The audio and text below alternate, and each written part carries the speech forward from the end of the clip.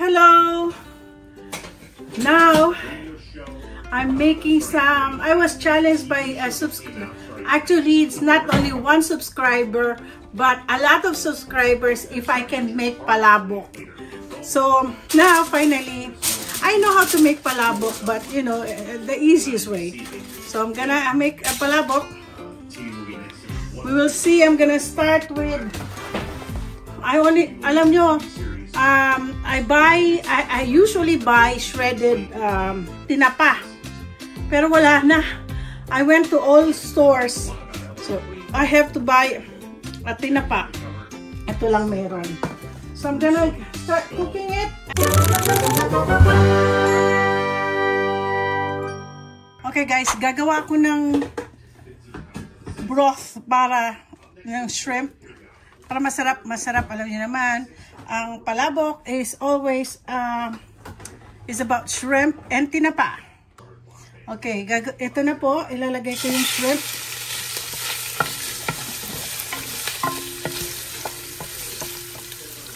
So, tapos, di ba, konti lang po yung aking, what do you call this, yung aking tinapa. So, kukunin na lang namin sa flavor. At, nag-ano kami, nasaan yun? Akin ba yun? Bawat palabok may kanya-kanyang style. So, alam mo, dati marami akong maggawa ng, ng shrimp. Pero ngayon, konti lang. Konti lang nabilit ko. Tapos, tataka bakit konti lang, 1 pound lang nabilit ko. Dapat pala 2 pounds. Kasi marami akong gagawin dahil pag nalaman to ng mga kaibigan ko, for sure, hihingi. Gusto na pa hingi. Yeah. So, amoy na amoy ko yung shrimp. So, ito naman, tanggalin na lang po natin. Ayan, tanggalin ko siya. Okay. So, ayan natin. Ay, nahulog.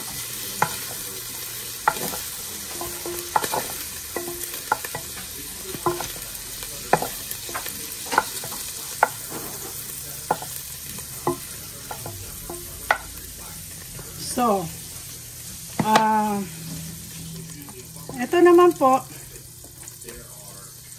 meron po ako lalagyan natin ng tubig. Pahingi pa ako.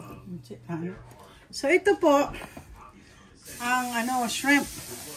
Ang gagawin ko, kanin natin dito. Para maano natin lasa. Isa pang tubig. Masarap to pag ito po kaano lang po ng nanay ko po ha. So, ano natin po, marami po yan. Ay, meron pa pala tayo dun, no. Tatanggalin ko to.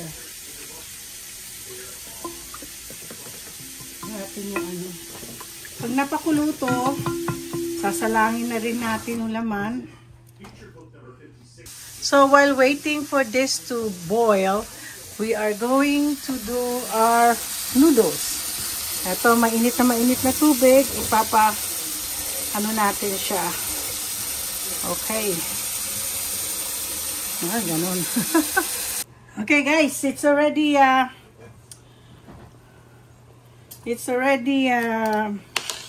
boiling. So, ganun na natin yan. Tanggalin natin. So, at least we can, isosoak lang naman natin dyan. Para maging malasang-lasang shrimp. Ngayon, meron po ako isang idea. Kasi, di ba sabi ko sa inyo, kulang yung tinapa ko. So, kailangan dapat sa palabok, merong tinapa. O, di ba? So, ang gagawin ko po, papakita ko sa inyo, tatanggalin ko lang muna ang mga ito. Ayan talaga naman siya Ayan. So, ayan. natin yan. Talagang ano siya, no? Oh, sino pa? Yan na natin yan. Oh, marami pa pala, oh. Marami pa pala. Marami pa. Marami pa. Okay. Papakita po ako sa inyo. So guys, ito dagdag. So yung pinag-anuhan namin ng ano, what do you call this? Ng tinapa. Ito po siya. Ito po. Yan. Inano namin. Piniga-piga po namin. Tapos, isasama po namin ang lasa niyan. O, diba? O. O, sino may sabi? Tangan dapat ang pagluluto, dapat meron ka dapat style. Ayan. So, ayan. Nakita niyo na? O, meron na akong sariling. Ito ang aking shrimp, shrimp broth. So, start na ako magluluto rin ng talagang, palabok. Have to create shrimp. Magpa-brown tayo ng shrimp. Uy, ang bilis. Ang bilis mag-brown. Ano ba yan?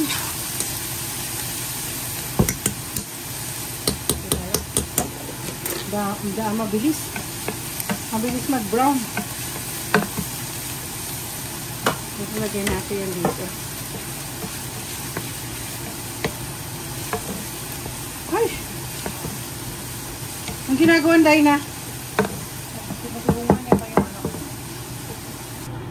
Okay. So, kukuha tayo ng konting tinapa. Ayan natin konting tinapa. Konti lang talaga. Masyadong tipid na tipid ako sa tinapa, oh. Ay, ano ba yan? Tinga ng ano? Ako na yung anato. Ako na yung anato, abe! Huwag na! Diretso na yan dito. Yeah, oh. Yung anato. Ikaw natin. Tapos nalagyan natin ng konting water. Sabaw-sabaw. Oh, diba? Oh. Oh. Ito na. Ayan na siya. Oh, diba? Ay, meron pang, may natira pang ano, oh. May shrimp na, nalagay ko lang yan dyan. So, anyway, so, ito na po. Nilagyan ko ba na ano? Tama na siguro ang kulay niyan, ano? Yeah, oo. More pa. Oh, meron. Meron pa rin shrimp.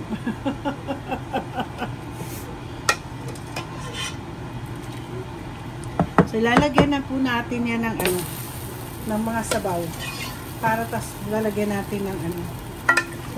Marami siyang sauce. Ayoko magtipid sa sauce. Ganyan po kasi ako gumawa. Teka. May ano yan, may magpapalapot na yan dyan. Ay, meron ba doon? May nakita ako. Tingnan natin. Oh, meron talaga. meron na naman yung ano. Meron na naman kami nakita. Ayan na naman. Anyways. Saan na yan, mo? Maglagay tayo. Meron nga. Meron pa. Lalagyan ko ba ng konti? Para masarap. Sauce nito. Actually, alam niyo po, ang asawa ko, kumakain yan. Nito.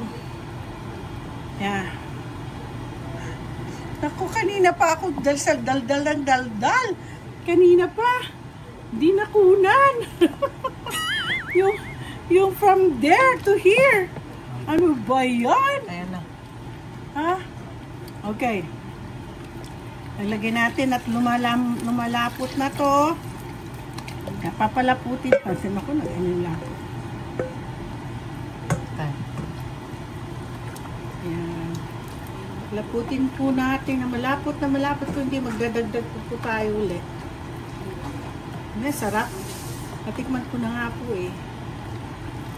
Okay. Paintay natin po hanggang sa lumapot. So, ladies and gentlemen, ito po ay lumalapot na. Lumalapot na po ang aming palabok. Ang aming palabok sauce. Makapal na makapal. Nandito na rin po ang flavor ng tinapang natira. Yung ulo ng tinapa. Yeah. Kasi, kailangan diskarte lang talaga. Actually, matagal na pagpasko kasi yan ang ginagawa ko at ito nireregalo ko sa mga kaibigan ko. Tapos ngayon, may dagdag na. Marunong na rin akong gumawa ng buko pie. So, ayan. At mag-plating na tayo. Maglalagay na tayo ng sauce. Let's pour out the sauce. Ayan. Gusto ko lahat mabigyan ng yan, dito. Yan, lagyan lahat na may sauce. Ay, sorry po. Sorry. Sarap? Ayan, sarap. Lasang-lasa nyo talaga yung yung tinapa. Ganun natin muna. Okay. Sa shout out ko, alam ko nanonood sa akin ng BFF kong si Mio. Kung may time ka sana, punta ka dito, paglulutuan din kita. Okay. Ayan dito. Oo, panayan. Ano mo daw kay Luchi. Oo, BFF ko na lalaki yan. Si Mio. Mio Cancio. Taga Pampanga. Kompleto, no? So, lalagyan na lang natin mamaya yung iba. Ito muna ipapakita natin. Ang ating, ang dami sauce. At syempre, dapat, kasi kung ako nagluluto, dapat laging madaming sauce. Okay. Maglalagay tayo po ng ating tinapa. Ayan. Ewan ko ngayon lang, siguro sa susunod na gagawa ako, pero wala ng vlogging. Pag nagluto ako, dahil marami akong kaibigan, shout out din kay Melrose. Gusto niya talaga, kilala niyo si Melrose, yung taga Nordstrom, at sinilang beses sinasabi, ate, bili ako ng sa'yo, palabok. Hindi po talaga ako nagtitinda. This is not for business. Kaya tingnan naman yung mga ingredients. Ingredients na parang walang, tapos gumawa po ako ng garlic ko. Ito talagang ginawa ko talaga itong garlic na to, ha. Ayan. O, diba? O. Pagkatapos, naglilinis ngayon si inaanak ko. Tapos tinutulungan ni Manayday na sila. Naku, sana pala na i-vlog ko mga ngayon. Oo, no? Ngayon, mamaya na yung shrimp. Lalagyan natin ng eggs. So, gagawin natin eggs. Oh, yan. Nakaano na. Ang dami kong eggs. Diba? Ganyan lang naman. Kung close kayo sa akin, ganun nila. Paggagawaan ko kayo. Paglulutuan ko kayo. Last year yata nung nag-get together kami dito, no? Gumawa ako dito eh. Kumain to si Lance eh. Gustong-gusto niya itong palabok. Kumain siya ng palabok kasi pwede naman siya po dito. Shrimp naman lang ito tsaka O, di ba ang ganda ng presentation. Sayang to. Lagyan na lang natin. Presentation. Konti lang shrimp kasi hindi naman ako masyadong bumili na madaming Tapos yung dahon ng sibuyas, ay dahon ng sibuyas galing po sa aking garden. Okay? Akin na, tapos na? Dagdagan natin ng chicharon uli. Ang ginamit ko pong chicharon, ito yung ground, ni lapid. Yan, yung chicharon lapid. Oh my gosh! Parang ang sarap! Pahingin ng konti. Oh, yay! Ito po, galing po to sa aking garden. Ay, ang sarap. Parang ginutom ako. Kakain kami mamaya nila Manay sa labas. Sa labas tayo kakain. Oh my goodness. Cha-cha-chan! Ang aking palabok. Ano magsasabi nyo? Sana po ito ay maging totoo na. Titigman ko to. Kasi sana nakikita na. Kanina kasi nakapag-final na ako. Tapos tinignan ko yung video ko. Ang aking mukha mukhang ano. Tingnan nyo, ang dami ko na nakakain. Kanina po ako kain ng palabok ko. Pero sa totoo lang, masarap po yung palabok ko. Oh, promise. Si Luchi, kanina pa niya na ano ba, gusto nga niya bumili, hindi naman ako nagbebenta.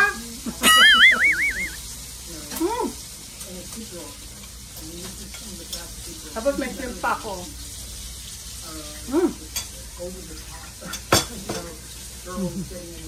Masarap yung ating shrimp. Paano yung dadalhin mo bukas? Walang pasok bukas, ako lang magtatrabaho. So don't forget to like and subscribe my palabok. Salamat dun sa mga nag-request. Marami po kayo, hindi ko alam po. Basta marami po kayo nag-request. Sina-challenge nyo ako sa palabok. Okay? Thank you very much.